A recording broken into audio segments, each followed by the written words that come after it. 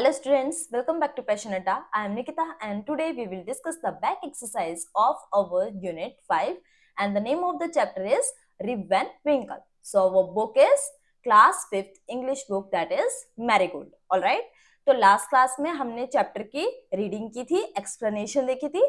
आज हम इसकी बैक एक्सरसाइज स्टार्ट करते हैं.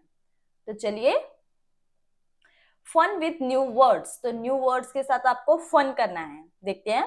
Circle the correct meaning of the given words. You may need to use the dictionary. तो आपको क्या करना है, जो करेक्ट मीनिंग है उसको सर्कल करना है, ठीक है. और इसमें आप डिक्शनरी की हेल्प भी ले सकते हैं.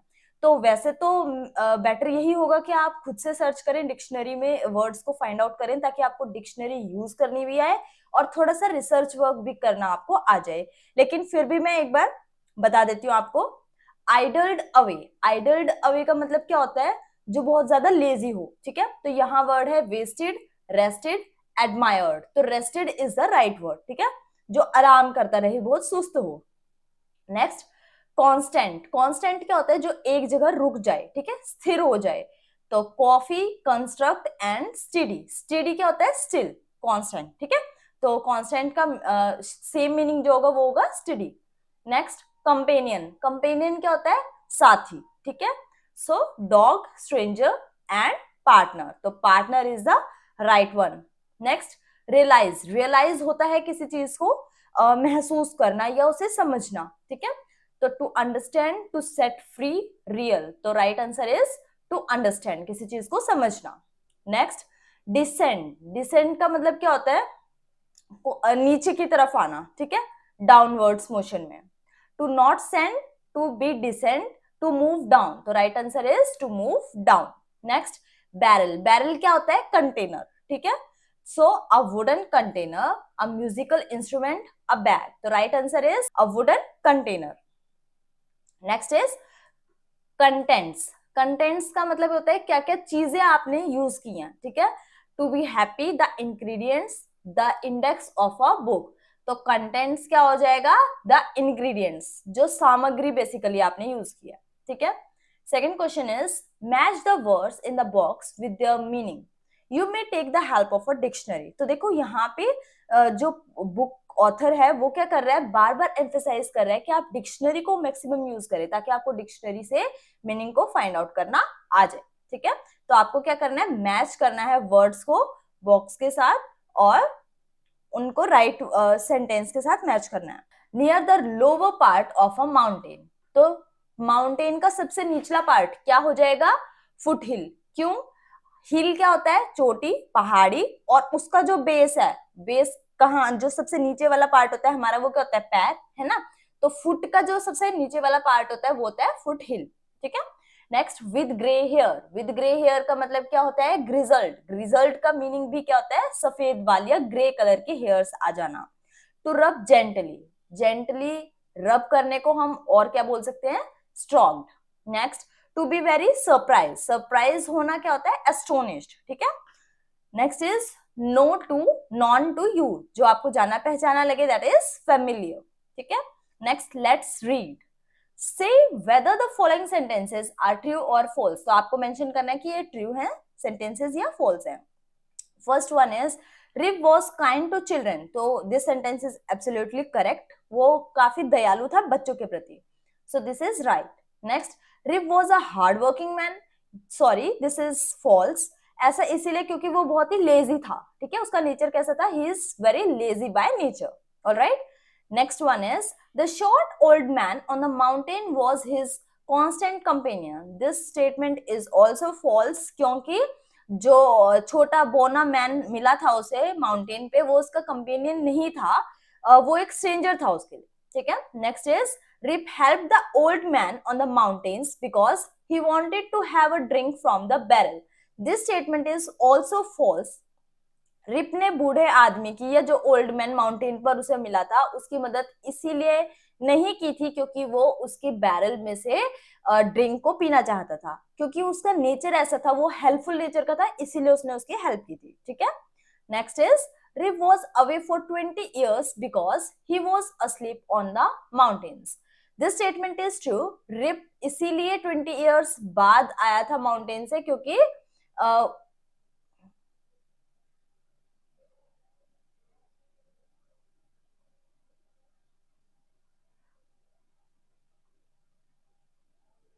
रिप 20 सालों तक इसीलिए दूर रहा था क्योंकि वो माउंटेन्स पर सो गया था।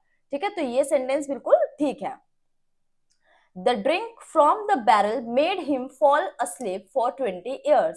तो ये बात बिल्कुल ठीक है, this statement is true because जो ड्रिंक थी बैरल के अंदर उसी के कारण रिप 20 इयर्स के लिए सो गया था।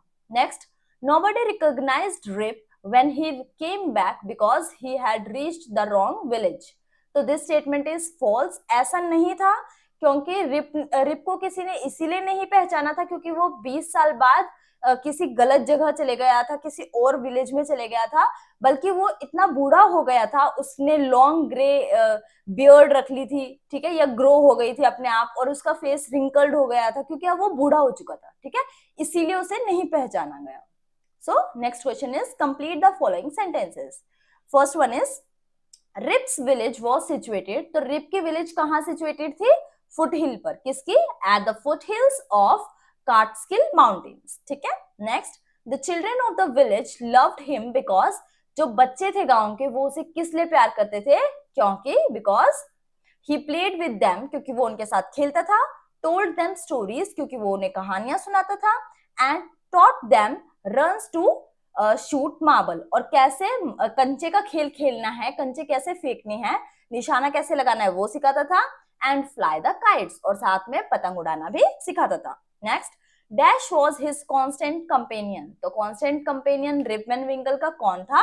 His dog, that is Wolf. तो Wolf the dog was his constant companion. Next, the villagers stared at him because, जो गांव वाले थे वो उसको घूर रहे थे। क्यों? Because they did not seem to know him, क्योंकि उनको वो जाना पहचाना नहीं लग रहा था।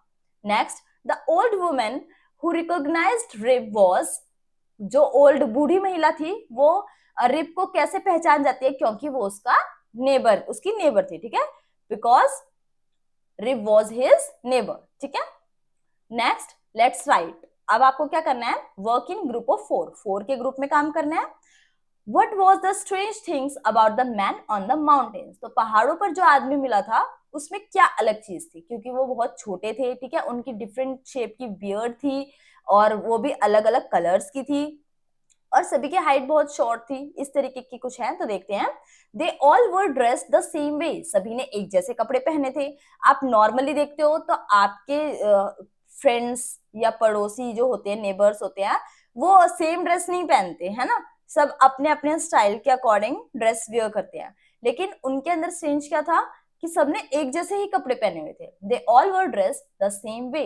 Next, all had beards of various shapes and colours, सभी ने दाढ़ी रखी हुई थी जिसकी अलग अलग शेप थी और कलर थे। Their faces were very serious, उनके फेसेस बहुत सीरियस थे। दे डिड नॉट स्पीक, और वो बोलते नहीं थे। Next, what kind of a man was Rip Van Winkle? Rip Van Winkle की क्वालिटी बतानी है या उसकी क्या क्या कमियां हैं, कि वो किस तरीके का आदमी था। First one is he was a kind neighbour, कि वो एक अच्छा दयालु पड़ोसी था। Next, he was a good natured man, कि उसका दिल बहुत अच्छा था। ठीक है, अच्छे उसका नेचर काफी अच्छा था। Next, he love to the children, he love to the children, यानी कि वो बच्चों से बहुत प्यार करता था। Next, he was a very lazy man, कि वो एक बहुत ही लेजी आदमी था, सुस्त आदमी था। Next, vocabulary building. First one is pick out the names of the games mentioned in the story. So here is a box, pink box, and you have to find different games which is mentioned in the story. जो story में mention किए हैं वो आपको games pick करने हैं। Flying kites बिल्कुल mention किया है, लेंगे। Chess के बारे में हमें कुछ नहीं पता, story के अंदर कुछ नहीं आया था। 9 pins बोने जो गेम खेल रहे थे। शूटिंग मार्बल के बारे में बात की गई है क्योंकि रिप बच्चों को सिखाता था। नेक्स्ट, माउंटेन क्लाइंबिंग, हाँ वो माउंटेन क्लाइंब करके ही पहाड़ों पर गया था। शूटिंग के बारे में कोई बात नहीं है, स्कीपिंग के बारे में कोई बात नहीं है, एंड होपिंग के बारे में भी कोई बात नहीं है।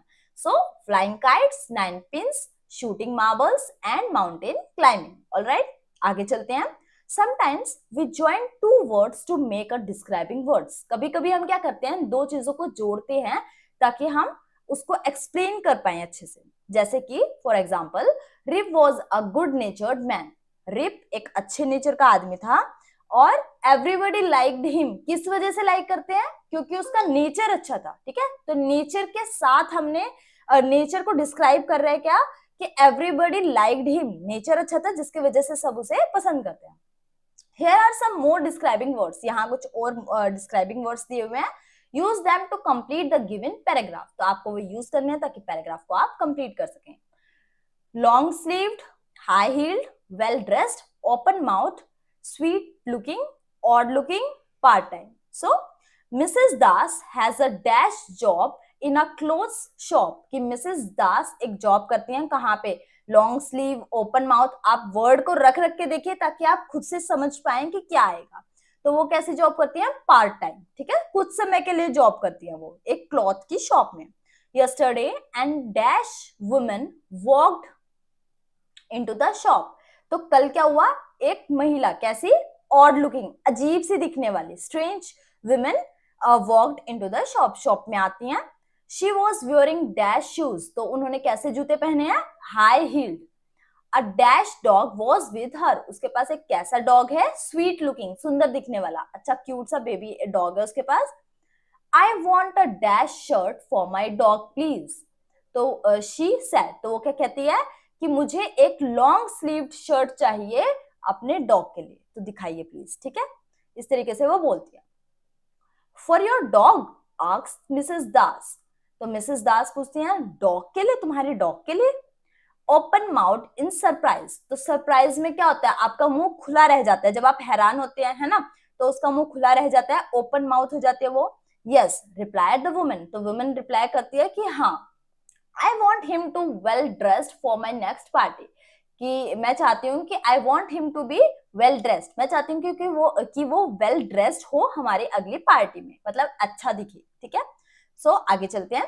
साइलेंट लेटर, साइलेंट क्या होता है, जो चीजें हम बोलते नहीं है, जिनका साउंड नहीं आता, वो होता है साइलेंट, ठीक है।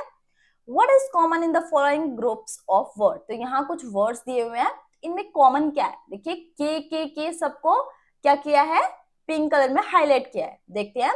नी, नाइफ, नॉट, नाउ, तो अब क्या कॉमन है यहाँ पे, के इज साइलेंट हियर, के का साउंड नहीं आ रहा, आप इसे कनी नहीं बोलेंगे, कनाइफ नहीं बोलेंगे, कनॉट नहीं बोलेंगे, या कनो नहीं बोलेंगे, ठीक है, क्या बोलेंगे, knee, knife, knot and know, ठीक है, तो के साइलेंट हो गया। Next, neighbour, daughter, fight, straight, तो here G H is silent, ध्यान से देखेंगे, ने ब, ठीक है, ने ब बोलते हैं इसे, नेकबर नहीं बोलते, डॉक्टर नहीं बोलते, फाइट, फाइट बोल रहे हैं इसे, फाई, एफ आई फाई टी, फाइट, फाइग्ड नहीं बोलते, ठीक है, स्ट्रेक्ड नहीं बोलते, ठीक है, तो आप इसे क्या बोलेंगे, स्ट्रेट, तो G H is silent here. Next, honest, honour, hour और ईयर, ठीक है, तो ऑनेस्ट, आप इसे हॉनेस्ट नहीं बोलते, ऑनेस्ट बोलते हैं, है ना, तो H is silent here. Honour नहीं बोलते, H is again silent here. Hour नहीं बोलते, H is again silent here. And here नहीं बोलते, इट्स ईयर, ठीक है, तो H is silent here.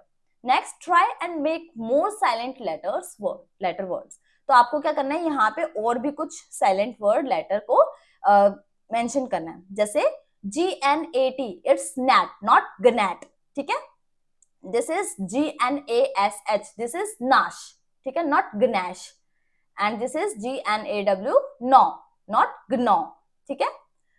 Tongue, TONG की साउंड आएगी, टंग, टंग्यू नहीं बोलते इसे, ऐसे ही वेक एंड मोर्ग, ठीक है। चौक, एल की साउंड नहीं आ रही, चौक, चौक, ठीक है। TAL के टाल्क नहीं है, इट्स टॉक।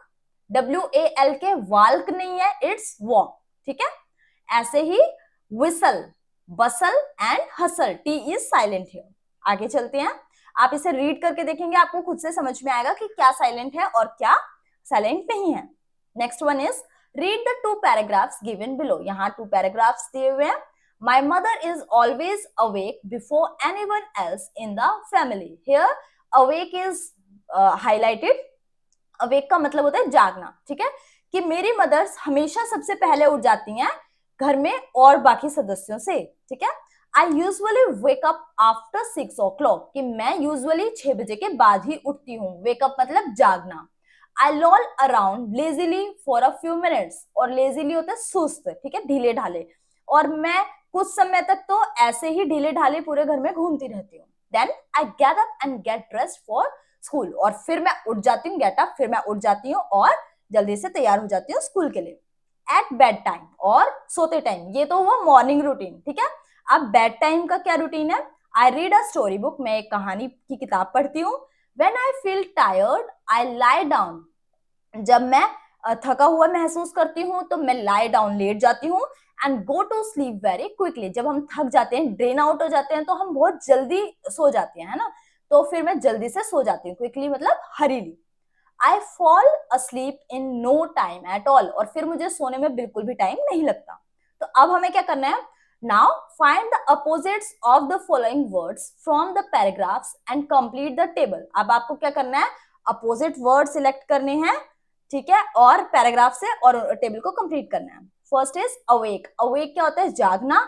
इसका अपोजिट हो जाएगा अस्लीप, सोना. वेकअप अगेन, जागना. अस्लीप अगेन, सोना. गेट अप, उठ जाना. लाई डाउन, लेट जाना. लेजीली, थका हुआ. क्विकली, जल्दी से कर देना. अब क्या करना है? Fill in the blanks using the words in the previous question. तो जो हमने अभी पीछे वर्ड्स डिस्कस किए हैं वही वर्ड आपको यहाँ पैराग्राफ में फिल करने हैं.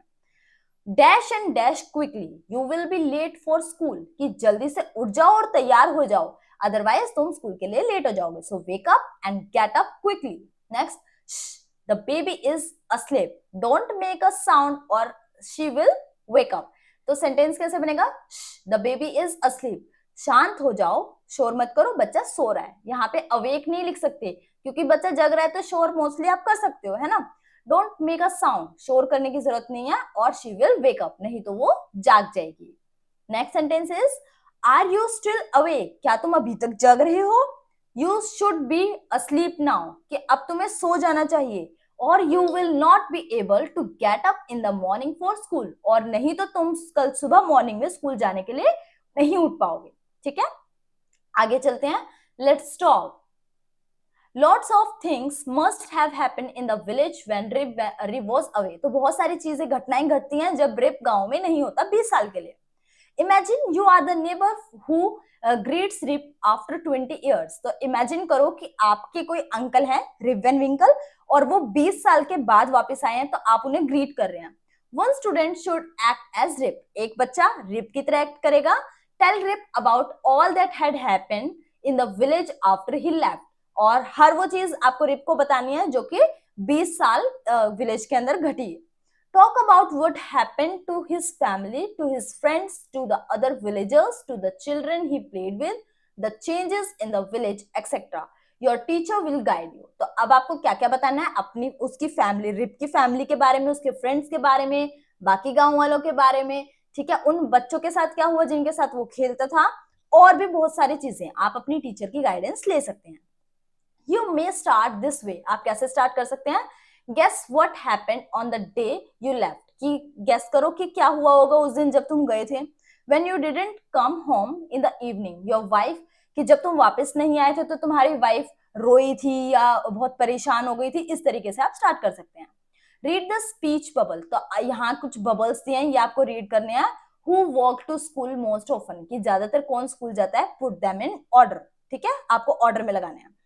I don't usually walk to school, कि मैं ज्यादातर स्कूल चलकर नहीं जाती. I often go by cycle, कि मैं अक्सर साइकिल से जाती हूँ. जॉन बोलता है I never walk to school, कि मैं कभी भी पैदल स्कूल नहीं जाता. I live very far away, मैं क्योंकि बहुत दूर रहता हूँ. ठीक है. Arjun, I always walk to school, कि मैं हमेशा चलकर जाता हूँ. I live right opposite the school, क्योंकि मैं स्कूल से जस्ट अपोजिट रहता हूँ. Meaning, I sometimes walk to school, at times I take the bus also.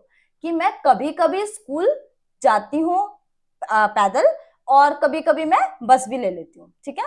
Nazim, I usually walk to school, कि मैं अक्सर स्कूल जाता हूँ पैदल. It's a nice way to start the day, कि मैं स्कूल अक्सर चलकर जाता हूँ और ये दिन स्टार्ट करने का एक अच्छा वे है. ठीक है. तो आपको क्या करना है? स्पीच बबल पढ़ लिया हमने. Who walk to school most often, कि कौन स्कूल ज्यादा जाता है, और उनको ऑर्डर में डालना है. तो ये आई थिंक आप खुद से कर लेंगे. जो सबसे ज्यादा पैदल जाता है, ठीक है। उसके बाद जो कभी कभी पैदल जाता है, जैसे कि सबसे पहले अर्जुन आएगा जो कि मोस्टली ऑलवेज वो पैदल जाता है। सेकंड इज नाजिम जो अक्सर पैदल जाता है, ठीक है।